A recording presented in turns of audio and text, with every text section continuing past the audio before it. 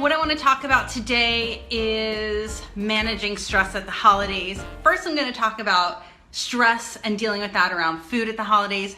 Then I'm going to talk about how to deal with family and friends at the holidays. Okay, so first things first, when it comes to holiday food and any stress you might have, if you're hosting the party, if you're hosting Thanksgiving dinner or Christmas dinner or Hanukkah or whatever it is, I recommend that you assign dishes to people who are coming to your house. And so what I mean by that is you can tackle the stuff that you know you want to make a certain way. This way you can assign out. Let's say you've got an aunt who's like, I'm not doing the gluten-free thing, I'm not doing your paleo, whatever. Let your aunt bring what she wants for a loaf of bread or a pie, for example. Let somebody else bring the thing that you don't want to make in whatever form you don't want to make it in. Let them bring it to the house. This way you don't have to bake it, you don't have to prepare it, but everybody gets to enjoy it if that's what they want. You don't want to deprive anybody, just like you don't want to go to somebody else's house and have them not have something there for you just because that's not what they eat. So that's my first tip, assign out dishes. If you're not hosting the meal, then I recommend you bring at least one thing that you know you're gonna wanna eat. And I actually recommend you bring something that typically you might not be able to eat. So here's a great example. If you can't eat dairy, you need to know that most mashed potatoes that somebody else is gonna make are going to be loaded with butter, cream, maybe cream cheese, and those things are fine. I think if you tolerate dairy and you just normally don't eat it throughout the year, maybe you'll indulge a little bit at the holidays. But at this point, if you really can't eat it, if you're allergic to it, if you just will feel so sick, make the mashed potatoes. Bring them, make them taste awesome, and make sure that everyone's really gonna enjoy it. So that's what I would recommend at that point too. I would say make roasted garlic mashed potatoes. Don't make just regular mashed potatoes. Okay, so here's my next tip.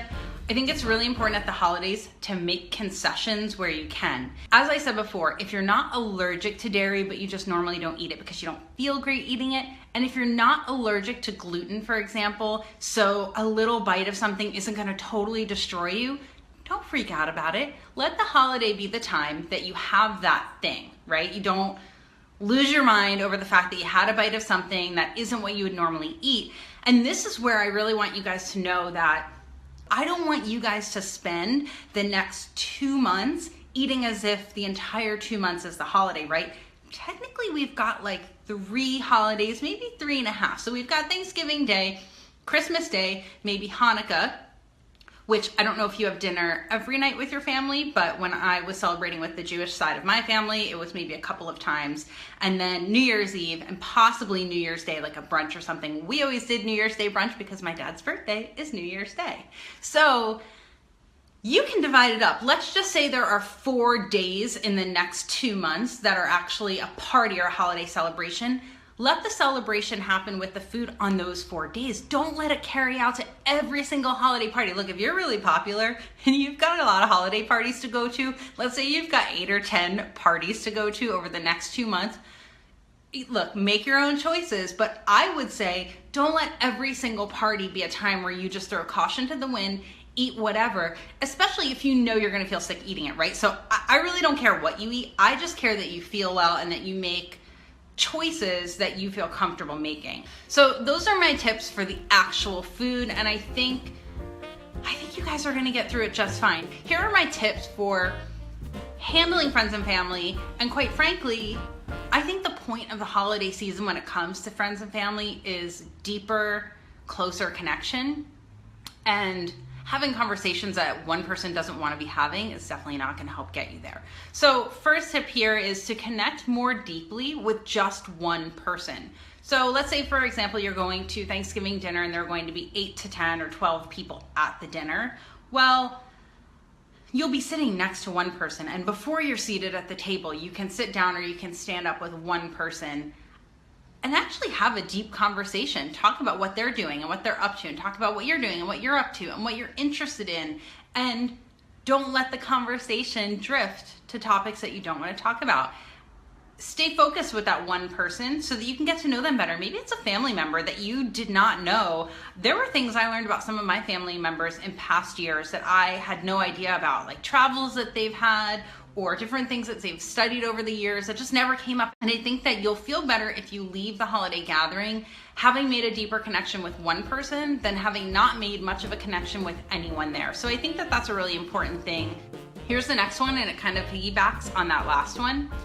I highly recommend avoiding toxic people, whether they're family or not, whether they're family or friends.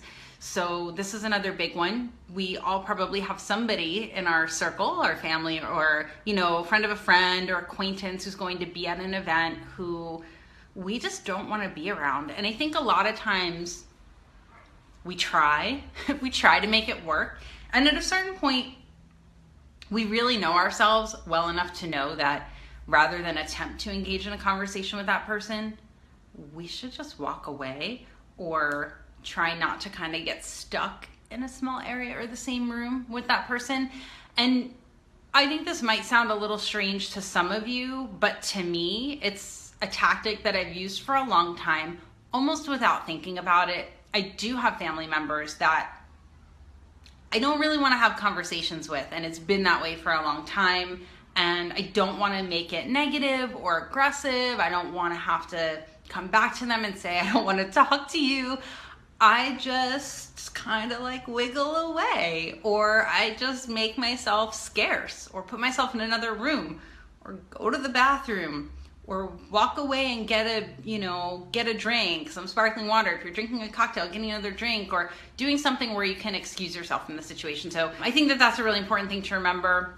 In the short term, that can feel difficult, but in the longer term, you're gonna look back and be so grateful to yourself for doing that, for avoiding the situation. And it kind of goes back to those sports analogies. The best offense is a good defense. So instead of having to be on the attack, just remove yourself from the situation before it even happens. Here's my tip on how to avoid talking about politics, because I'm sure a lot of our families are divided on this stuff, right? First of all, before you even start in on the conversation, you could say to them, hey, great to see you. How are you doing? Blah, blah, blah. Before we even get into it, can I just put out this note that we just don't talk about politics? Like, just put it out there, you guys.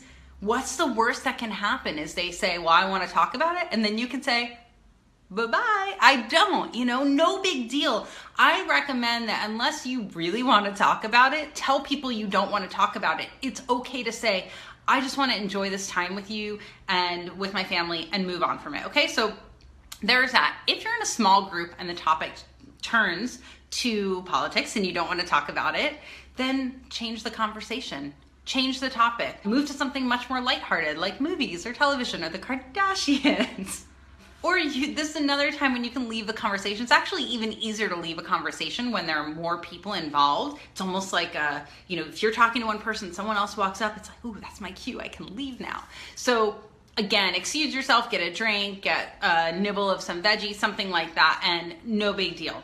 If it's happening at the dinner table, depending on how aggressive it gets, you're totally welcome to excuse yourself from the table. I know not everybody wants to assert themselves and say, like, hello, can we change the topic? But I bet you if you were to say that, most of the people at the table who are feeling uncomfortable and squirmy are going to be so grateful that you did, because they're probably feeling the same way. So look, if you have the inclination to do it, I recommend that you do, because it's gonna help a lot of people. And if you're hosting the holiday, if you're hosting Thanksgiving dinner or Christmas or Hanukkah or whatever it is, maybe you get to make the rules. Maybe you send an email before everybody comes to your house and say, the following topics are off limits.